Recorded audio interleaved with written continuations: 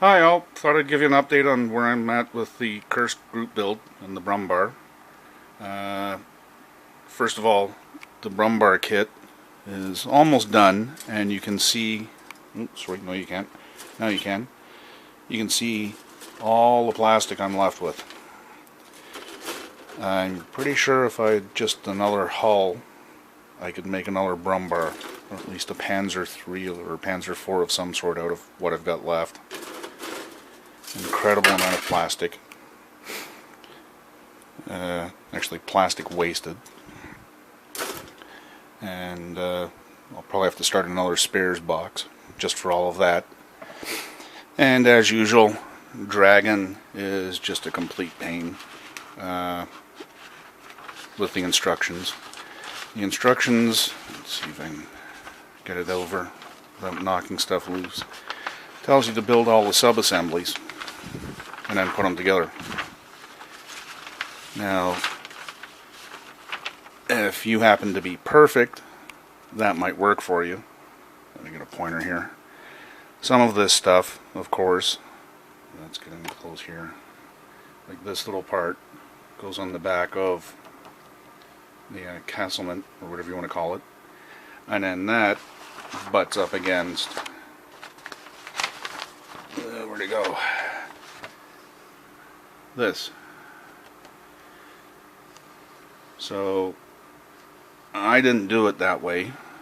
I put all the big pieces together and made myself the boxes and then put stuff together. But you can see done afterwards how tight a fit that is in there. Same thing with pieces like this and this piece over here. I don't know if we're focusing in on that. These ones they tell you to attach to your engine cover first, and you would have to get that just perfect. Like it would be blind luck to actually get it to a place where it doesn't interfere with attaching the fighting compartment. So I guess that's going to be a trick of mine from now on with drag and ignore the instructions. Put the big pieces together first and then stick on the smaller bits. It's still not done. It's primed. Wheels are primed, tracks are primed. The Schrusen's not. And I'm kind of putting things on hold just now while I work up the courage to deal with this little mess.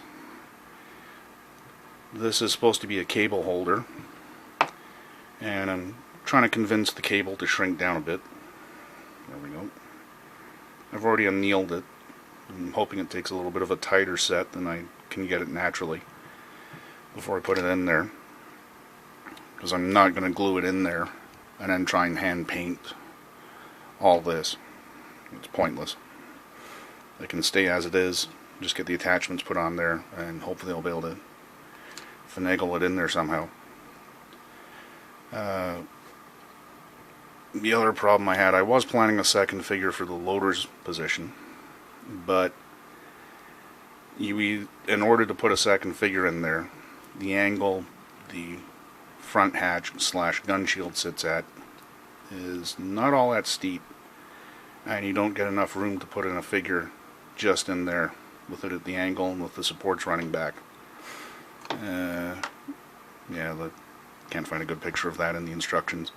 You'd have to open up the second hatch as well to get a figure in there, and you would just be exposing too much empty space, which is a kind of a mixed blessing.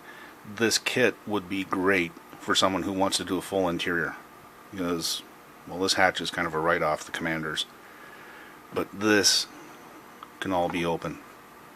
The gunner's hatch plus the loader's hatch could be fully opened, so you're probably talking about 60%, if not slightly more, of the top could be left open if you've done a full interior, if that's your thing.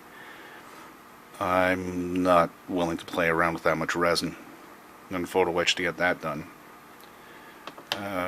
So that's where it stands just now. I'm going to slowly work on the wheels and then getting a wash onto the tracks, and then painting up the Schrusen and getting the camo on and all the detail painting. It's just primed just now. So just for shits and giggles and to see what I'm up against, see how things will eventually look. I've posed everybody altogether roughly. You'll have to forgive the blue tack. This one guy can stand on his own, but he's wobbly enough if I turn it, he'll go over. Same with the guy in the middle. The third one, because he's basically standing on one leg, I need the blue tack down just now. They'll all eventually get glued.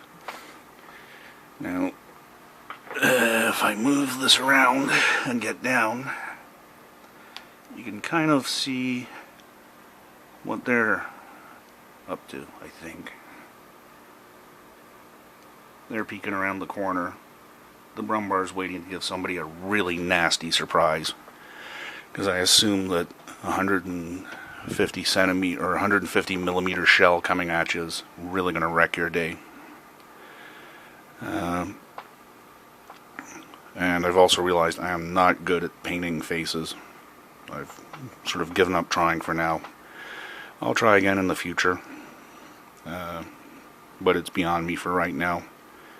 It's all I can do is to get some white into the eye sockets, and that's about it. I've got a commander figure who happened to be looking off to the side, so he's not anywhere near done yet,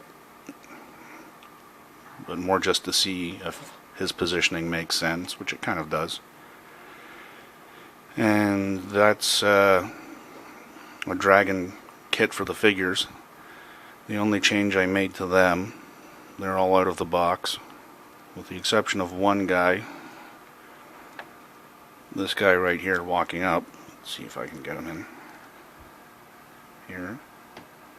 He was originally supposed to be carrying what I believe was an anti-tank mine. For urban fighting, just that giant stick or giant bundle grenade made a little bit more sense. The multi-head grenade made a little bit more sense for dealing with guys, rooting them out in an urban setting. So that's about where I'm at. I've still got to do the spare wheels. The thing that surprises me about this Brumbar is it's basically got no tools. As far as tools goes, it's just the jack, big toolbox, and then the colossal wrench at the side over there, which you can't pick out really because it's not painted yet. But no shovels, no pickaxes, no sledgehammers. It's pretty sparse for tools. I don't know why they did that.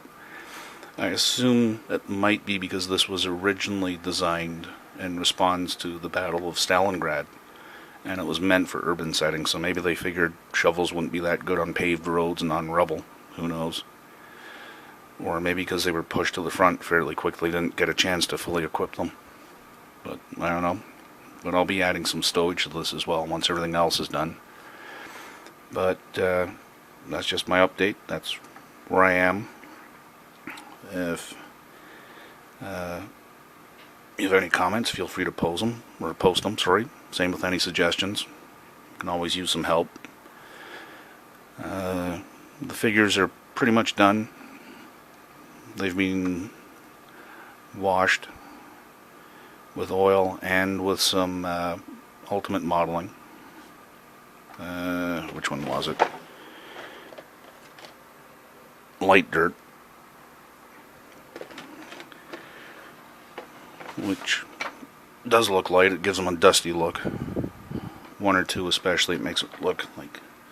Actually, it's kind of wasted on this guy now. He looks like he's really been kneeling down in it, rolling around. Anyway, that's things for now. When I get a little further along, I'll give you another update. Take care. Have a good day.